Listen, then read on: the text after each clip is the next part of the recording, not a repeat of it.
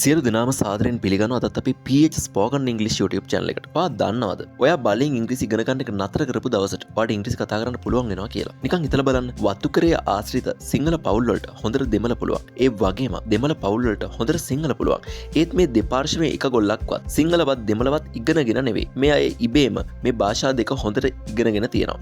එහෙම වෙන්නේ මේගොල්ලෝ උත්සාහයකින් තොරව මේ භාෂා දෙක ප්‍රැක්ටිස් කිරීම හරහා. ඔයා රටකට ගියාට පස්සේ ඔයාට ඒ අයගේ භාෂාව ඉබේම මාසයක් දෙකක් තුනක් යනකොට හොඳට කතා කරන්න පුළුවන් වෙනවා. එහෙම වෙන්නේ ඔයා උත්සාහයකින් තොරව ඒ භාෂාව ඉගෙන ගන්න නිසා. ඉතින් මේ වීඩියෝ එකේදී වෙන්නේ ඒකම තමයි. ඔයාගේ මොළයට ඔයා නොදැනුවත්වම මේ භාෂා ශෛලී මේ වාක්‍ය රටා පුරුදු කරන එකයි මේ වීඩියෝ එක හරහා සිද්ධ වෙන්නේ. ඉතින් මේ වීඩියෝ එක ඔයා YouTube එකේ අහම්බෙන් හරි දක්න කෙනෙක් නම් මේ වීඩියෝ එක මග හැරගන්න එපා. මොකද ඔයාට මේ වගේ වීඩියෝ සීරීස් එකක් ආයෙ නොලැබෙන්න පුළුවන්. කොහොම නමුත් වීඩියෝ යන කලින් මතක් කරනවා. මේ වගේ වැදගත් වීඩියෝ හැම දවසකම ඔයාලා ළඟට ගෙන්න ගන්න ඕන නම් අපේ channel එක දැම්ම subscribe කරන්න. ඒ වගේම notification එකක් ගෙන්න ගන්න ඕන නම් නිල් පාට bell icon එකත් අනිවාර්යෙන් click කරලා තියාගෙන ඉන්න. ඒ වගේම වීඩියෝ එක අවසානයේ ඔයාගේ වටිනා අදහසක් කමෙන්ට් එකක් විදිහට දාගෙන යන්න අමතක කරන්න එපා. එහෙනම් අපි යමු අද දවසේ අපේ අලුත්ම වීඩියෝ එකට.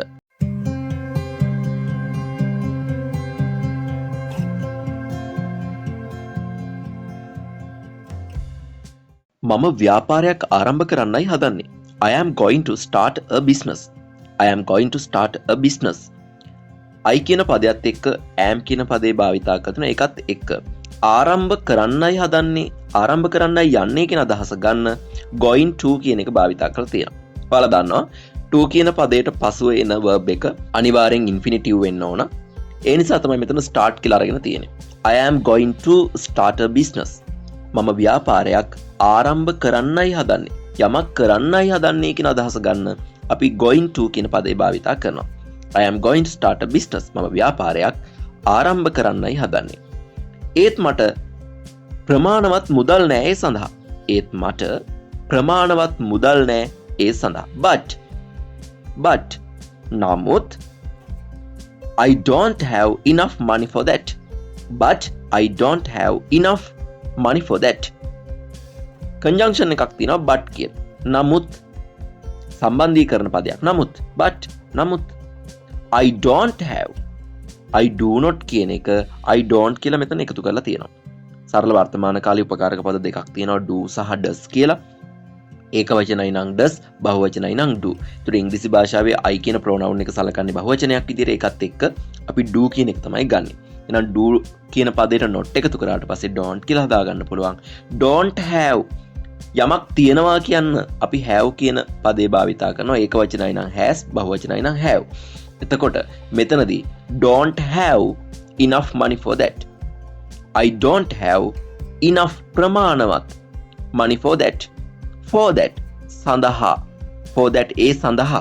that කියන්නේ එය. එතකොට for that කියන්නේ ඒ සඳහා කියන එක. But I don't have enough money for that. But I don't have enough money for that. ඒත් මට ප්‍රමාණවත් මුදල් නැහැ ඒ සඳහා. ඉතින් මට ණයක් ගන්න සිද්ධ වෙනවා. ඉතින් මට ණයක් ගන්න සිද්ධ වෙනවා. ඉතින් කියන්න අපි ඉංග්‍රීසි භාෂාවේදී භාවිතා කරන so I have to take a loan. So I have to take a loan.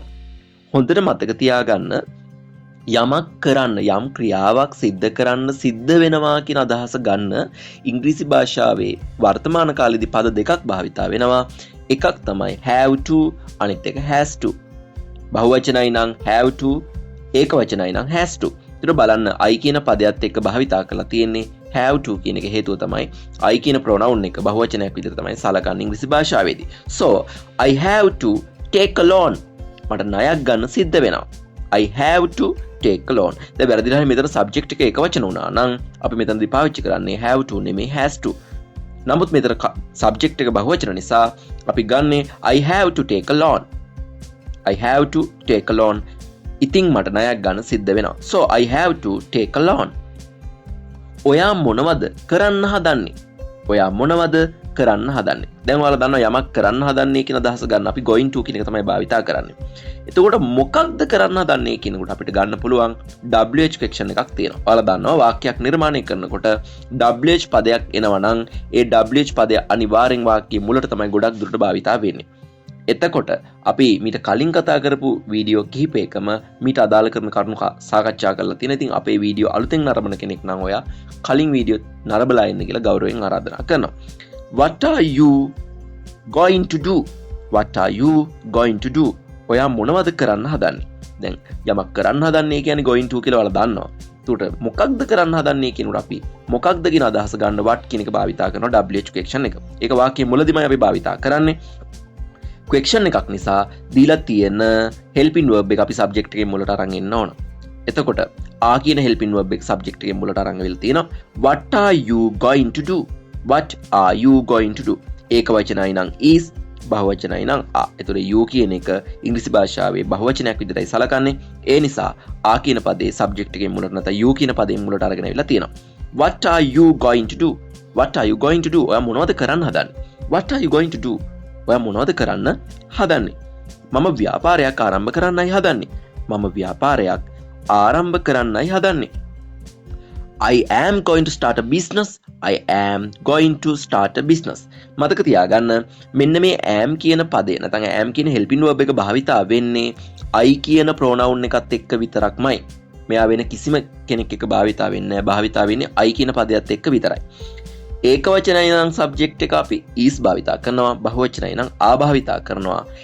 මෙතනදී I භාවිතා වෙලා තියෙන නිසා එයත් එක්ක අපි භාවිතා කරන්නේ am කියන පදේ. එහෙනම් පද තුනක් තියෙනවා am is ආ කියලා. is එක එක වචනයි, ආ එක බහුවචනයි.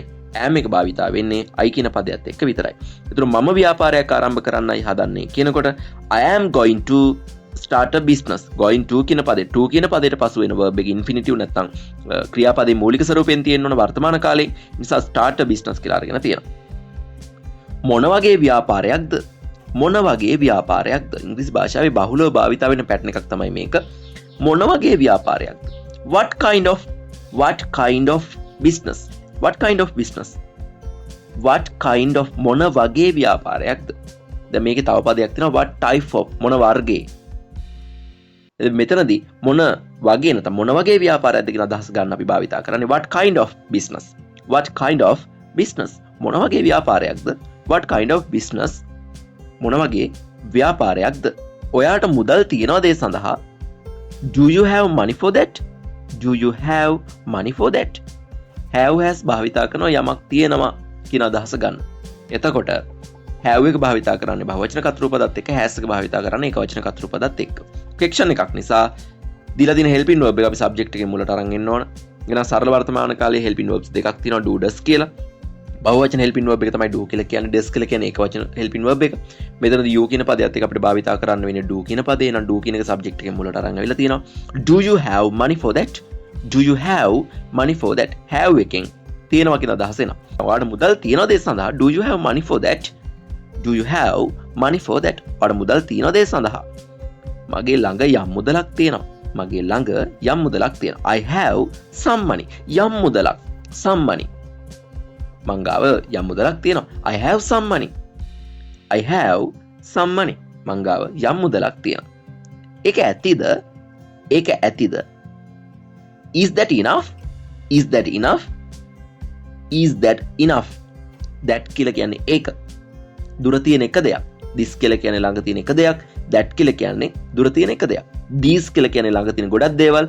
Those කියලා කියන්නේ දුර තියෙන ගොඩක් දේවල්. ඒකට that කියලා කියන්නේ ඒක. Is that enough? Is that enough? ඒක ඇතිද? Is that enough? ඒක ඇතිද? මම එහෙම හිතන්නේ. I don't think so. I don't think so. මම එහෙම හිතන්නේ.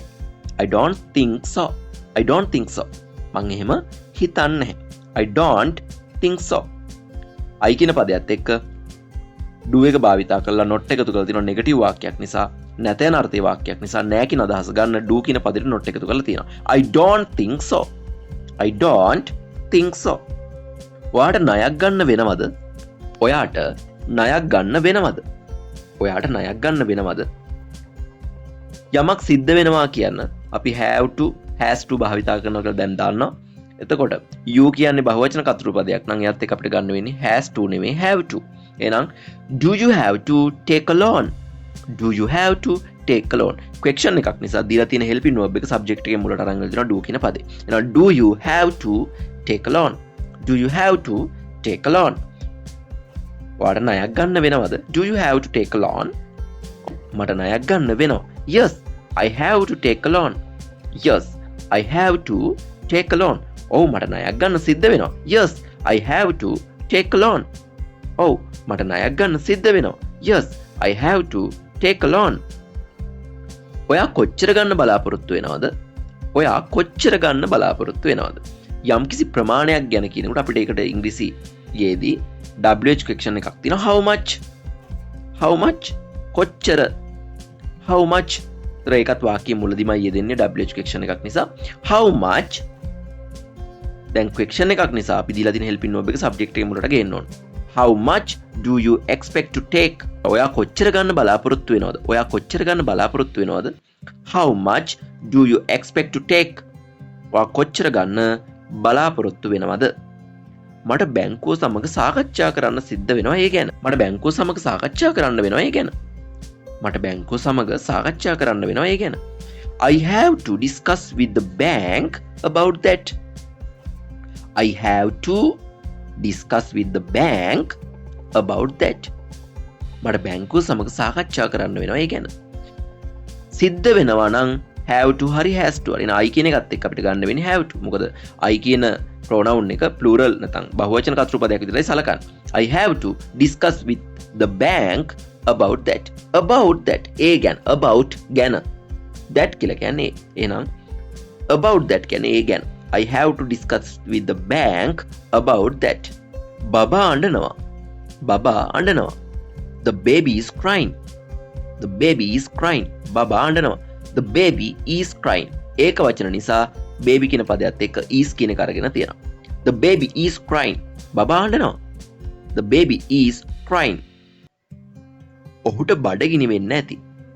වෙන්න ඇති. ඒක නිශ්චිතම වෙනවා කියන එක නෙමෙයි. වෙන්න ඇති සමහරක් විට කියන අදහස.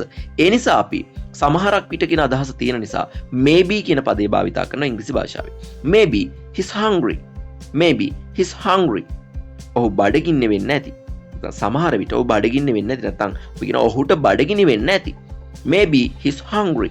Maybe he's hungry. සමහර විට කියන අදහස ගන්න අපි maybe කියන පදේ භාවිතා කරන ඉංග්‍රීසි භාෂාවේදී. ඔහුට බඩගිනි වෙන්න ඇති. Maybe he's hungry. ඔහුගේ මව ගෙදර නැහැ. ඔහුගේ මව. ඔහු නම් he. ඔහුගේ නම් his. එහෙනම් his mother ඒක වචන නිසා is not at home. His mother is not at home. Never say at home. Never say කියන නිසා at කියන පදේ භාවිතා කරලා තියෙනවා. ඔහුගේ මව ගෙදර නැහැ. His mother is not negative වාක්‍යයක් නිසා දීලා තියෙන helping verb එකට හෝ be පදේට අපි not එකතු කරන්න ඕනේ කියලා දන්නවා. ඒ නිසා is කියන පදේට not එකතු කරලා තියෙනවා මෙතනදී. His mother is not at home. ඔහුගේ මව ගෙදර නැහැ. ඔහුගේ මව. His mother is not at home. ඔහුගේ මව ගෙදර නැහැ.